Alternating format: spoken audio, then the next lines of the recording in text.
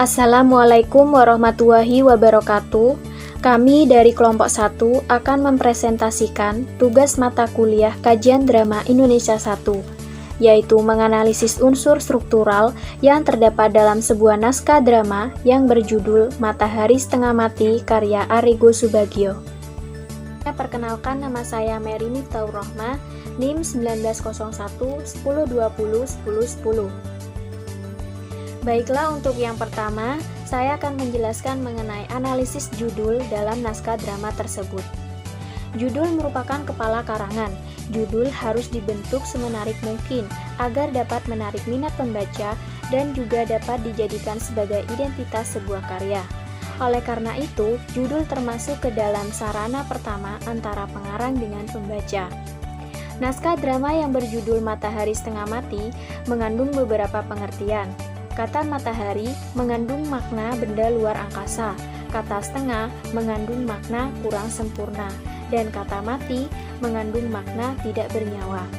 Namun, naskah drama Matahari Setengah Mati dimaknai sebagai kehidupan yang sudah tidak bisa dikatakan sebagai kehidupan kembali, karena dalam naskah drama tersebut menceritakan sebuah keluarga yang tidak memiliki seorang pemimpin, sehingga menjadikan keluarga tersebut tidak terarah tujuannya.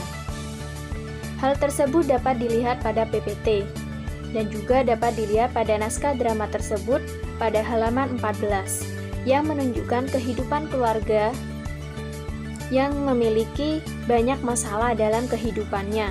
Berbagai macam peristiwa telah dilalui oleh tokoh Simbok bersama keluarganya.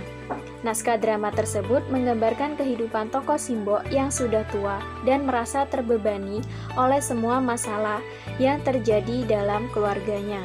Kenalkan, nama saya Dara Lazarusa, NIM 1901 1020 1054. Dalam kali ini saya akan menjelaskan mengenai Wawancang dan Kramagung. Wawancang dan Kramagung merupakan ciri yang membedakan naskah drama dari genre sastra yang lain, seperti novel, novelet, dan cerpen. Wawancang ialah ucapan atau dialog yang dilakukan oleh tokoh cerita, sedangkan Kramagung merupakan petunjuk teknis yang harus dilakukan oleh tokoh cerita secara lahiriah yang bisa disebut dengan straight direction. Tambajong dalam Mustikating 2007. Selanjutnya, Wawancang merupakan dialog percakapan dalam naskah drama yang diucapkan oleh tokoh cerita. Selain wawancang dalam naskah drama, terdapat Kramagung yang merupakan suatu petunjuk atau pengarah bagi tokoh dalam melakukan tindakan pada drama tersebut, baik sebelum, sesudah, atau bahkan percakapan sedang berlangsung. Dalam naskah drama Matahari Setengah Mati, halaman 5, dari data tersebut dapat diketahui bahwa tokoh Parto meminta agar Narko berkata jujur. Dalam dialog yang diucapkan tokoh Parto terselip sebuah pesan tersirat, yaitu mengenai arti sebuah kejujuran, sekaligus mengajari agar Narko tidak berkata bohong. Kemudian mendapat balasan secara langsung oleh Narko dengan mengatakan bahwa dirinya telah bertengkar. Melalui wawancang inilah pembaca maupun penonton dapat mengetahui isi dan pesan yang dapat disampaikan dalam naskah drama tersebut. Selanjutnya, Kramagung dalam naskah drama Matahari Setengah Mati ini dapat terlihat pada halaman 3. Berdasarkan cuplikan tersebut, dapat diketahui bahwa Kramagung ditulis di dalam kurung dan menggunakan huruf miring, menunjukkan bahwa tokoh Parto sedang berekspresi, berbicara sendiri, atau bertanya dengan dirinya sendiri. Saya Larissa Amanda Liunanafi, NIM 190 10201014 akan menjelaskan tentang babak dan adegan. Babak adalah bagian terbesar dalam sebuah lakon yang pergantiannya ditandai dengan layar yang diturunkan atau ditutup, atau lampu panggung dimatikan sejenak. Setelah lampu dinyalakan kembali atau layar dibuka kembali, dimulailah babak baru berikutnya. Kemudian adegan adalah bagian dari babak, dan satu babak dapat terdiri dari atas beberapa adegan. Babak 1, Pengenalan beberapa watak tokoh, 3 pria dengan karakter berbeda dalam babak 1 juga menceritakan keadaan Kardi yang kurang baik. Babak 1 terdiri dari 4 adegan. Babak 2, kedatangan Pak Harjo untuk meminta bantuan kepada Parto. Lalu dilanjutkan dengan kemunculan Warti, Suwaji, dan Bu Ina. Babak 2 terdiri dari 10 adegan. Babak 3 menceritakan keluh kesah Bok terhadap 2 anaknya yaitu Warti dan Narko. Warti yang tak kunjung menikah dan Narko yang bolos sekolah. Babak 3 terdiri dari 3 adegan. Babak 4, babak ini menceritakan keluh kesah adik-adik Kardi yaitu Parto dan Narko terhadap kelakuan anehnya belakangan ini. Babak 4 terdiri dari 3 adegan. Babak 5 menceritakan kebingungan anggota keluarga karena Narko masuk rumah sakit dan kekesalan Parto terhadap Kardi atas sikap diamnya. Babak 5 terdiri dari 3 adegan. Saya, Cindy Nur Setianingsih, dengan NIM 190, 110, 20, 10, 17 akan menjelaskan mengenai tema. Tema dalam naskah drama Matahari Setengah Mati terdiri dari 2 tema, yaitu tema mayor dan tema minor. A. Tema mayor. Tema mayor mengacu pada tokoh yang mendominasi si cerita, yaitu Parto. Parto berada dalam situasi hampir putus asa dalam menjalani hidupnya, karena Kardi tiba-tiba menjadi pemalas, hanya termenung, melamun, dan tidak bisa diajak berbicara atau bercengkrama. Hal tersebut sebagaimana terdapat pada data berikut. Sudah seminggu lebih aku sendirian menggarap sawah. Akhir-akhir ini Kang Kardi jadi pemalas. Pekerjaannya hanya termenung, melamun, merenung, bahkan tidak pernah bisa diajak bicara, apalagi bercengkrama. Kang Kardi selalu membisu, tak pernah mau ngomong, tak pernah mau bicara, tak pernah berkata-kata, bisu, seakan keluh dalam otaknya. Matahari Setengah Mati halaman 3. Data tersebut menunjukkan keadaan Kardi yang terus diam saja selama seminggu lebih, membuat Parto menggarap sawahnya sendirian lantaran Kardi yang menjadi pemalas. Pekerjaannya juga hanya termenung, melamun, dan merenung saja juga tidak bisa diajak bercengkrama. Membuat Parto berpikir seakan-akan Kardi sedang memikirkan masalah. Tema mayor juga dapat dilihat pada data lain yaitu pada naskah drama Matahari Setengah Mati halaman 22. B. Tema minor. Adapun tema minor dalam naskah drama Matahari Setengah Mati karya A. Rego Subagio sebagai berikut. 1. Perubahan perilaku seorang akan membawa dampak bagi lingkungan tempatnya beraktivitas. Dapat dilihat pada naskah drama Matahari Setengah Mati halaman 6. 2. Kegelisahan seorang ibu terhadap nasib anak-anaknya. Dapat dilihat pada naskah drama Matahari Setengah Mati halaman 14. Ketiga, peran pendidikan bagi masyarakat menengah ke bawah sangat penting. Dapat dilihat pada naskah drama Matahari Setengah Mati halaman 15. Penokohan dalam naskah drama dibagi menjadi 2. Yang pertama adalah tokoh utama. Tokoh utama dalam naskah drama Matahari Setengah Mati ini adalah Parto. Parto berwatak bulat. Di awal cerita, Parto memiliki sifat bijaksana. Hal tersebut dapat dilihat dari data berikut ini. Sudahlah, jangan bohong. Kamu kan sudah diajari tentang kejujuran. Dan kamu tahu pasti apa arti dan maknanya. Jujur saja. Tadi berantem kan? Diambil dari Matahari Setengah Mati, halaman 5. Dalam dialog tersebut dapat dilihat bahwa Parto sedang memberi nasihat kepada Narko mengenai kejujuran. Sebelumnya, Narko berkata bohong bahwa dia tidak bertengkar. Tetapi Parto dapat melihat jelas seperti adanya bekas pukulan di wajah Narko. Dia pun mengatakan agar Narko tidak melakukan kebohongan lagi sebab yang telah diajarkan mengenai kejujuran. Data-data pendukung yang lainnya bisa dilihat dalam naskah drama Matahari Setengah Mati halaman 24. Yang kedua, tokoh bawahan. Terdapat 5 tokoh bawahan dalam naskah drama Matahari Setengah Mati ini. Yang pertama, Simbok. Simbok berwatak datar. Dia selalu sabar dalam menjalani kehidupan yang serba pas-pasan.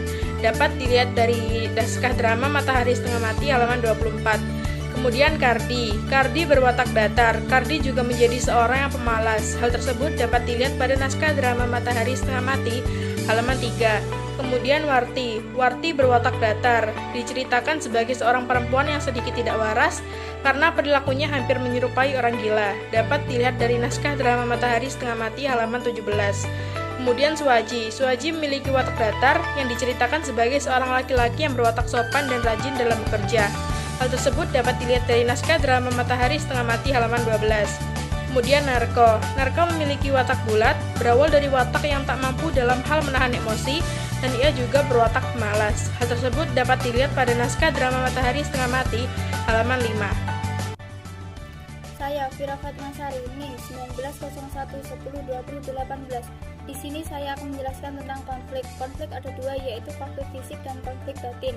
Konflik fisik, konflik antara manusia dan manusia terjadi antara Parto dan Kardi. Parto, hei bajingan, mau kemana? Enak saja kau. Hei kembali kau, jangan lari dari tanggung jawab, kurang ajar. Matahari Setengah Mati halaman 24. Dari data di atas, konflik antara Parto dan Kardi selanjutnya terjadi setelah Narko dikabarkan masuk rumah sakit. Parto marah, kesal, kecewa pada Kardi yang tidak berbuat apa-apa. Kardi hanya diam membisu saat Narko adiknya masuk rumah sakit. Konflik antara manusia dan masyarakat terjadi antara Narko dan 5 orang dapat dilihat pada naskah drama Matahari Setengah Mati halaman 5. Konflik antara manusia dengan alam terjadi antara Parto dan hasil panen yang jeblok. Dapat dilihat pada naskah drama Matahari Setengah Mati halaman 3. Konflik batin. Konflik antara ide yang satu dengan ide yang lain dialami oleh Parto dan Narko. Parto, setan kamu ini seperti dai saja. Setannya itu loh, diam saja, tidak berbuat apa-apa. Manusia yang berantem, setan yang jadi kambing hitam dan harus bertanggung jawab. Kasihan kau setan. Narko, ya tapi setan takkan pernah berhenti untuk menggoda dan membujuk manusia, Kang. Matahari Setengah Mati halaman 8. Dari data di atas menunjukkan Parto dan Narko berkonflik setelah Parto akan memukul Kardi dan Narko melerai. Narko berucap pada diri sendiri jika Parto sudah diganggu setan.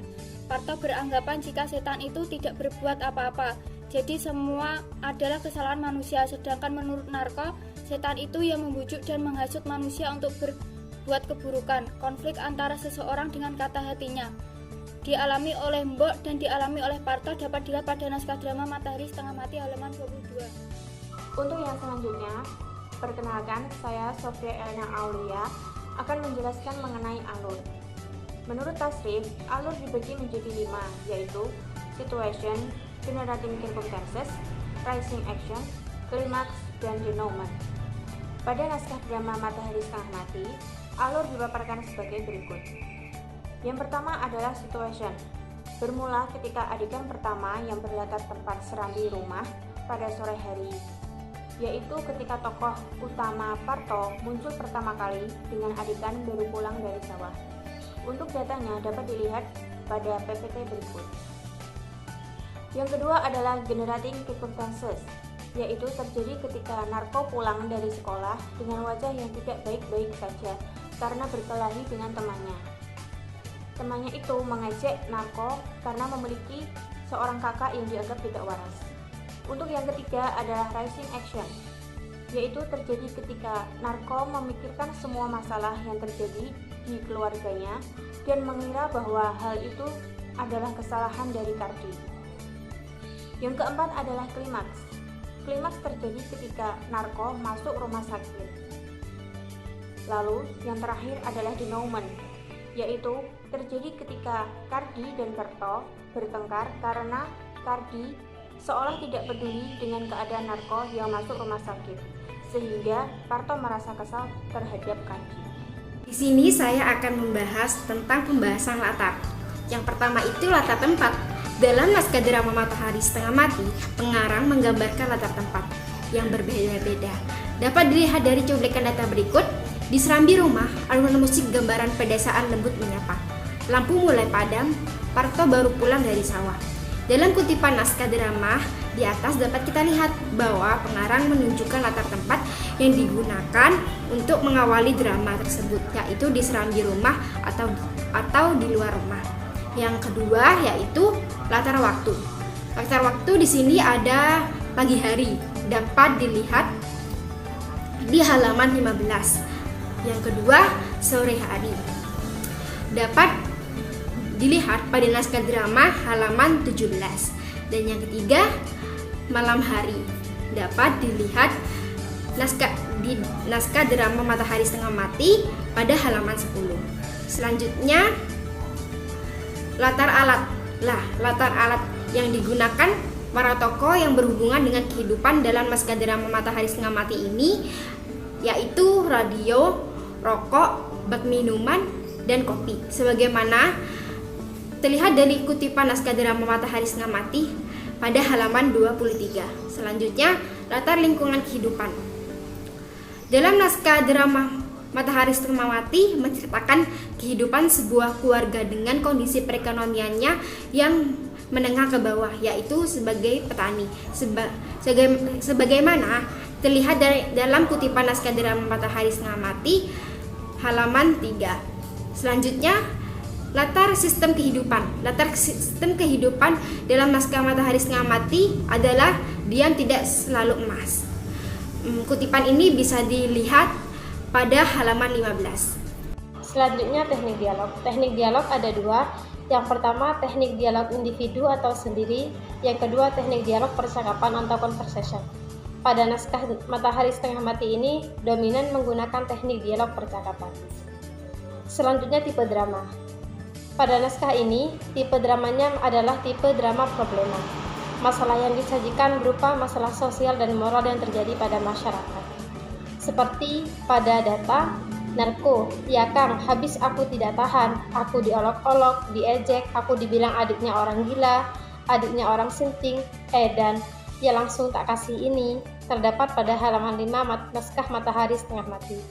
Data di atas menunjukkan bahwa naskah drama ini adalah naskah drama yang memiliki tipe problema, karena di dalamnya terdapat masalah sosial yang diangkat yang terjadi antar tokoh.